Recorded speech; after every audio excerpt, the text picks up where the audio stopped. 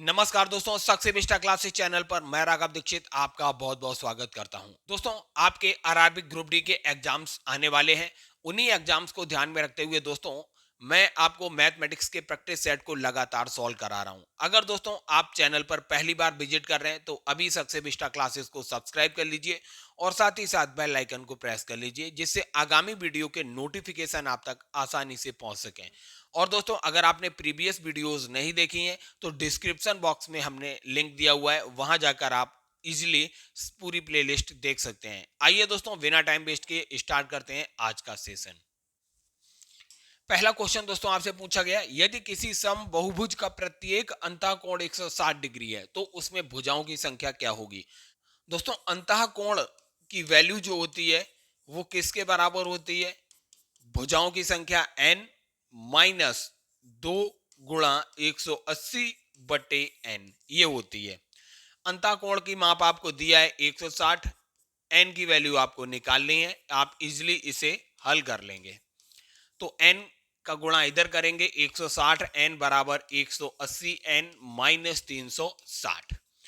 360 इधर लेके आएंगे और 180 n में से 160 n माइनस होगा तो 20 n बचेगा। यहां से दोस्तों n की वैल्यू आपको मिल जाएगी 18। अर्थात दोस्तों ये जो बहुभुज है इसमें टोटल 18 भुजाएं होंगी। सी ऑप्शन बिल्कुल करेक्ट है।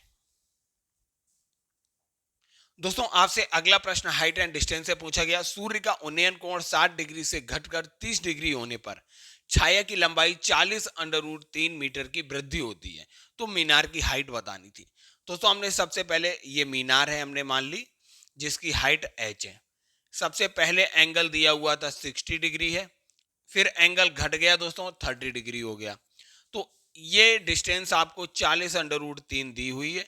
हमने ये वाली डिस्टेंस x मान ली, हाइट इसकी h है। तो सबसे पहले दोस्तों त्रिभुज ए बी सी में लेते हैं। tan 60 की वैल्यू क्या हो जाएगी? h upon x.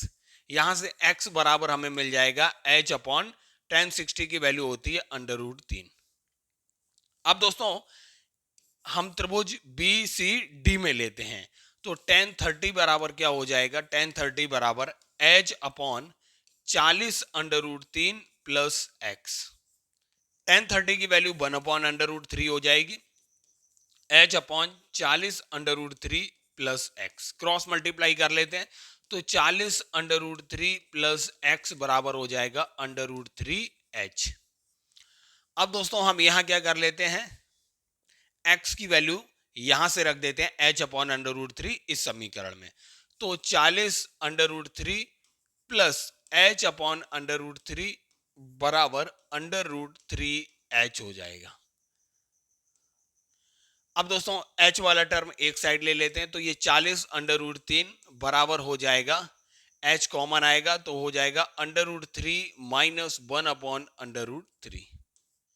इसे हल करेंगे तो क्या आएगा? 40 अंडर रूट 3 इक्वल्स टू ये हो जाएगा अंडर रूट 3 गुणा अंडर रूट 3 3 हो जाएगा, 3 माइनस 1 2 हो जाएगा, 2 अपॉन अंडर रूट 3। तो यहां से h बराबर आ जाएगा दोस्तों 40 गुणा अंडर रूट 3 का गुणा अंडर रूट 3 से करेंगे तो 3 हो जाएगा अपॉन 2।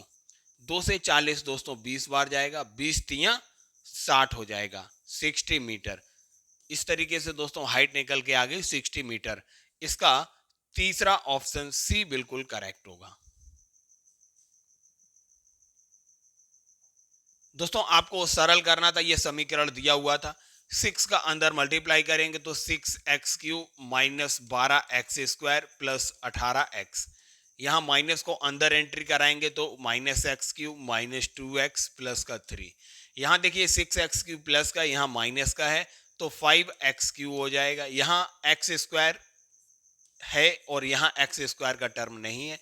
यहां 18x प्लस का है, यहां -2x है तो ये हो जाएगा प्लस का 16x और प्लस का 3।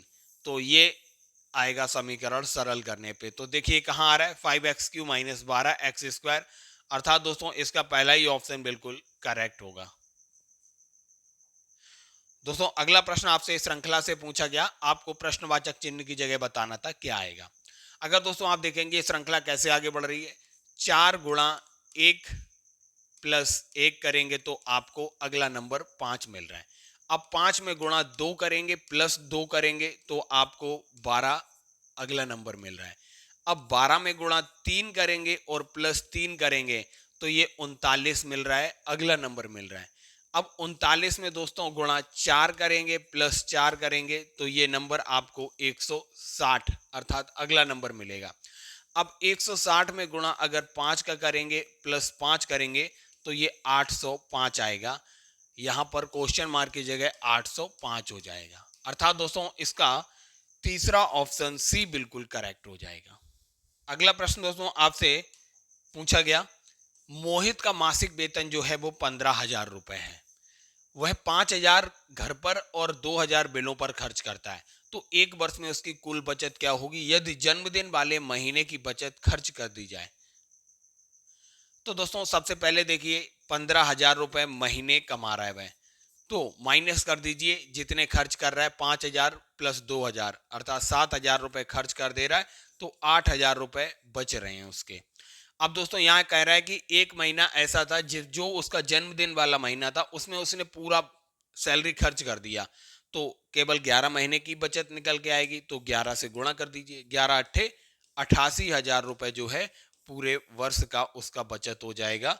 सी ऑप्शन बिल्कुल करेक्ट होगा। अगला प्रश्न दोस्तों आपसे पूछा गया, 6 सेंटीमीटर त्रिज्या वाले ठोस गोले से 0.3 सेंटीमीटर त्रिज्या वाले कितने छोटे गोले बनाए जा सकते हैं। तो दोस्तों छोटे गोलों की संख्या बराबर क्या हो जाएगा, बड़े गोले का आयतन अपॉन छोटे गोले का आयतन। तो बड़े गोले का आयतन हो जाएगा 4/3 पाई कैपिटल आर क्यू, छोटे गोले का आयतन हो जाएगा 4/3 पाई स्मॉल आर क्यू। 4/3 पाई से 4/3 पाई कैंसिल हो जाएगा। आप दोस्तों डायरेक्टली इसे लिख सकते थे बड़े गोले की रेडियस अपॉन छोटे गोले की रेडियस का होल क्यू। तो बड़े गोले की रेडियस 6 सेंटीमीटर दी हुई है, तो 6 गुणा 6 गुणा 6, और छोटे गोले की रेडियस 0.3 सेंटीमीटर है, तो 0.3 गुणा 0.3 गुणा 0.3। अब दोस्तों ये तीनों अगर पॉइंट हटाएंगे तो ऊपर जो है दोस्तों 1,000 से मल्टीप्लाई हो जाएगा।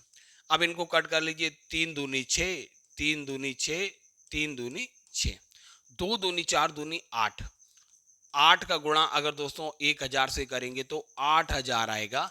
अर्थात दोस्तों छोटे गोलों की संख्या जो आएगी वो आएगी 8,000। इसका सी ऑप्शन बिल्कुल करेक्ट होगा।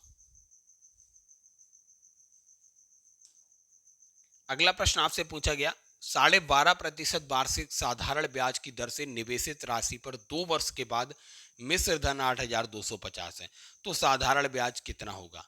तो दोस्तों अगर आप मिश्र धन 8,250 रुपए दिया है तो साधारण ब्याज में मिश्र धन का फॉर्मूला होता है मूलधन P गुणा रेट ऑफ इंटरेस्ट है 25/2 गुणा टाइम जो है यहाँ पर 2 वर्ष दिया हुआ है अपॉन 100 प्लस का मूलधन। अगर दोस्तों पूरे टर्म में P कॉमन लेंगे तो ये हो जाएगा 25/100, 2 से 2 कैंसिल हो जाएगा, प्लस का 1। तो P बराबर दोस्तों निकल के आएगा 8,250 गुणा 100/125। 25 से दोस्तों ये 330 बार जाएगा और ये 5 बार जाएगा, 5 से फिर ये कटेगा, 5 छक्का 30, 5 छक्का 30, तो ये आएगा दोस्तों 6600।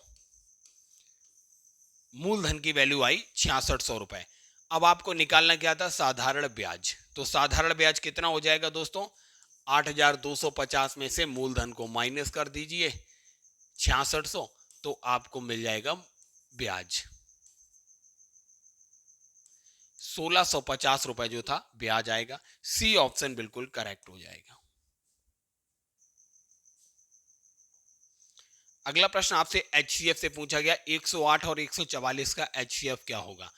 तो दोस्तों जो छोटी संख्या है उससे डिवाइड करिए बड़ी संख्या को, 108 एकम 108 हो जाएगा, नीचे रिमाइंडर बचेगा 36, फिर 36 से डिवाइड करिए 108 को, तो 3 बार कट होगा 108, तो पूरा कट हो जाएगा, रिमाइंडर 0 आएगा।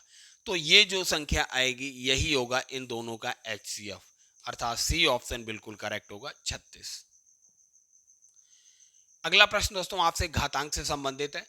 1/3 की पावर -3 का मतलब हो गया 3 की पावर 3। 1/5 की पावर -4 का मतलब हो गया 5 की पावर 4। 1/15 की पावर -2 का मतलब 15 की पावर 2।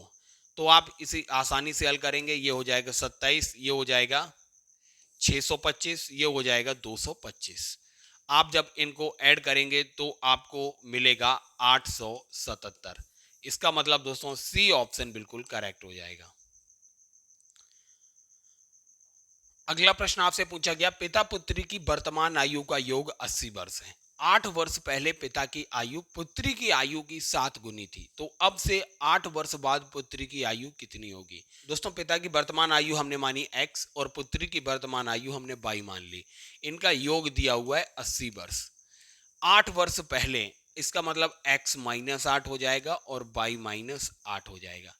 क्या दिया हुआ है? पिता की आयु पुत्री की आयु की 7 गुनी थी, अर्थात दोस्तों यहाँ कंडीशन क्या दी हुई है, जो पिता की आयु है ये बराबर थी 7 गुनी पुत्री की आयु से 8 वर्ष पहले। यहां रिलेशन निकल के आएगा x -8 बराबर 7y -56। तो 56 को इधर लाएंगे तो 7y -x बराबर आपको बचेगा 48। एक संबंध ये आया और एक रिलेशन ये है। तो इन दोनों को अगर आप ऐड करेंगे तो आपको वैल्यू मिल जाएगी। x से x कैंसिल हो गया, 7y और y हो गया 8y बराबर 48 और 80 हो जाएगा 128। तो यहां से आपको y की वैल्यू मिल जाएगी 128/8। 8 एकम 8, 8 छंग 48। y की वैल्यू 16, मतलब जो लड़की है, लड़की की वर्तमान आयु जो है वो 16 वर्ष है। क्या पूछा गया है? अब से 8 वर्ष बाद पुत्री की आयु कितनी होगी? तो पुत्री की आयु 8 वर्ष बाद कितनी हो जाएगी? वर्तमान में 8 ऐड कर दीजिए तो 16 8 24 वर्ष हो जाएगी। अर्थात दोस्तों इसका सी ऑप्शन बिल्कुल करेक्ट हो जाएगा।